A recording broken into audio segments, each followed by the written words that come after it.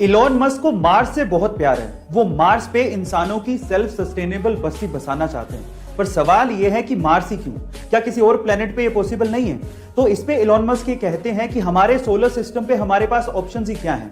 Mercury सन के बहुत पास है, जिस पे बहुत ज्यादा गर्मी पड़ती है जो हम सहन नहीं कर सकते। वीनस जिस पे एसिड की बारिश होती है। जुपिटर एंड सैटर्न जो कि गैसेस प्लेनेट है, अगर खड़े होंगे तो जमीन ही धस जाएगी। हाँ, सैटर्न के मून टाइटन पे पॉसिबिलिटी है, लेकिन वो हमसे बहुत दूर है। अर्थ का मून, इस पे वायुमंडल ही नहीं है। तो ले दे के हमारे पास सबसे अच्छा ऑप्शन मार्स ही है गाइस। इसीलिए एलॉन मस्क मार्स पे इंसानों की बस्ती बसाना चाहते हैं।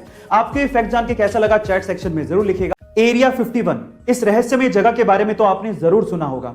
यूएस की ये जगह एलियंस और यूएफओ जैसी मिस्टीरियस चीजों के लिए फेमस है। लेकिन क्या आपको पता है कि एरिया 51 जैसी जगह इंडिया में भी है? जी हां गाइस, आप ठीक सुन रहे हैं। इंडिया चाइना बॉर्डर पे एक डिस्प्यूटेड एरिया है जहां पर किसी भी आम आदमी को जाने की इजाजत नहीं है। वहां पर यूएफओ को देखे जाने की बात लगातार कही जाती रही है। इस एरिया का नाम है द कोंकाला पास, जो कि लद्दाख में है। गाइस, वहां के आसपास के लोगों का यह दावा है कि उन्होंने वहां पे यूएफओज देखी हैं। इनफैक्ट ये भी हो सकता है कि इंडियन गवर्नमेंट और चाइनीज गवर्नमेंट को इसके बारे में पता हो, लेकिन हम आम लोगों के लिए आज भी ये एक रहस्य है। आप इसे गूगल पे भी सर्च कर सकते हैं। गाइस, आज तक हमने जासूस और जासूसी की कहानियां तो बहुत सुनी है। देखिए, फिल्मों की बात अलग है, लेकिन अगर मैं आपसे सवाल पूछूं कि क्या आपने रियल लाइफ में कोई फीमेल डिटेक्टिव का नाम सुना है या फिर उसे देखा है? चलिए, आज इस वीडियो में मैं आप लोगों को इंडिया की पहली फीमेल डिटेक्टिव के बारे में बताता हूं। उनका नाम है रजनी पंडित। मुंबई की रहने वाली ये फीमेल डिटेक्टिव अभी तक 80,000 से ज्यादा केसेस को सोल्व कर चुकी हैं।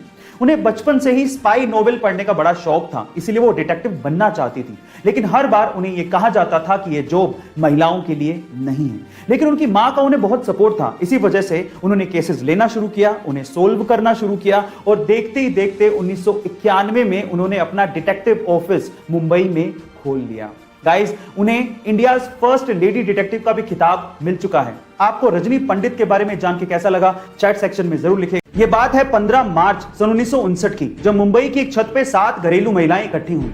मकसद था महिलाओं को, स्पेशली घरेलू महिलाओं को जो कि ज्यादा पढ़ी लिखी नहीं है, उन्हें सक्षम बनाना और उन्हें कमाई का एक जरिया देना। शुरू में इन 7 महिलाओं ने 80 रुपए उधार लेके पापड़ बनाना शुरू किया और जब 1 किलो पापड़ बनाने में 50 पैसे का प्रॉफिट हुआ तो इन महिलाओं में जोश आ गया, क्योंकि 1959 में 50 पैसे का प्रॉफिट भी बहुत बड़ी बात हुआ करती थी। फिर क्या था, इन महिलाओं के विजन से और भी महिलाएं इनके साथ जुड़ती चली गई और आज इस कंपनी में 45,000 से ज्यादा महिलाएं काम करती हैं। ये कंपनी 15 से ज्यादा देशों में अपनी प्रोडक्ट सेल करती है और जो कंपनी 80 रुपए उधार लेके शुरू हुई थी, आज वो कंपनी 1600 करोड़ रुपए की कोऑपरेटिव कंपनी बन चुकी है, जिसकी वन ऑफ को फाउंडर है जसवंती बेन। गाइस, मैं बात कर रहा हूं लिज्जत पापड़ कंपनी की। आपको ये स्टोरी कैसे लगी चैट सेक्शन में जरूर लिखेगा। International space station space agencies के एस्ट्रोनॉट्स के अलावा अब प्राइवेट लोगों के लिए भी खुल चुका है। और अगर आप इंटरनेशनल स्पेस स्टेशन जाके स्पेस के नजारों का मजा लूटना चाहते हैं तो आपको $55 मिलियन यानी कि 400 करोड़ रुपए का भुगतान करना पड़ेगा, जिसमें आप 8 दिन तक इंटरनेशनल स्पेस स्टेशन में रह सकते हैं। गाइस, पहली यात्रा जनवरी 2022 में स्पेसएक्स के रॉकेट के थ्रू प्राइवेट एस्ट्रोनॉट्स को करवाई जाएगी, जिसमें 3 लोग कनाडा के मार्क पेथी, अमेरिका के लैरी कॉर्नर और इजराइल के ईथन स्टेबे नासा के फॉर्मर एस्ट्रोनॉट माइकल लोपेज की अगुवाई में जाने वाले हैं। और ये तीनों वेल्दी एंटरप्रेन्योर एंड इन्वेस्टर हैं। गाइस, क्या आप भी स्पेस स्टेशन जाके स्पेस का नजारा लेना चाहते हैं? चैट सेक्शन में जरूर लिखेगा। क्रिस्टियानो रोनाल्डो दुनिया भर के करोड़ों फैंस के लिए एक बहुत बड़ी इंस्पिरेशन है और ये बंदा भी अपने फैंस के लिए अपनी रिस्पॉन्सिबिलिटी को बहुत अच्छे से निभाता है। कैसे? हाल ही में यूरो 2020 मैच से पहले प्रेस कॉन्फ्रेंस में जैसे क्रिस्टियानो रोनाल्डो पहुंचे, उन्होंने नोटिस किया कि माइक के पास 2 सॉफ्ट ड्रिंक की बोतल्स रखी हुई हैं। तो उन्होंने तुरंत उन सॉफ्ट ड्रिंक की बोतल्स को हटाया और कैमरे के सामने पानी की बोतल को पकड़ के ये कहा, ड्रिंक वाटर। हालांकि वो सॉफ्ट ड्रिंक का ब्रांड पूरे टूर्नामेंट का ऑफिशियल स्पॉन्सर था, लेकिन इस बात की परवाह रोनाल्डो ने नहीं की और सही संदेश अपने फैंस को दिया। और ऐसा करके रोनाल्डो ने अपने फैंस में अपना विश्वास और मजबूत किया।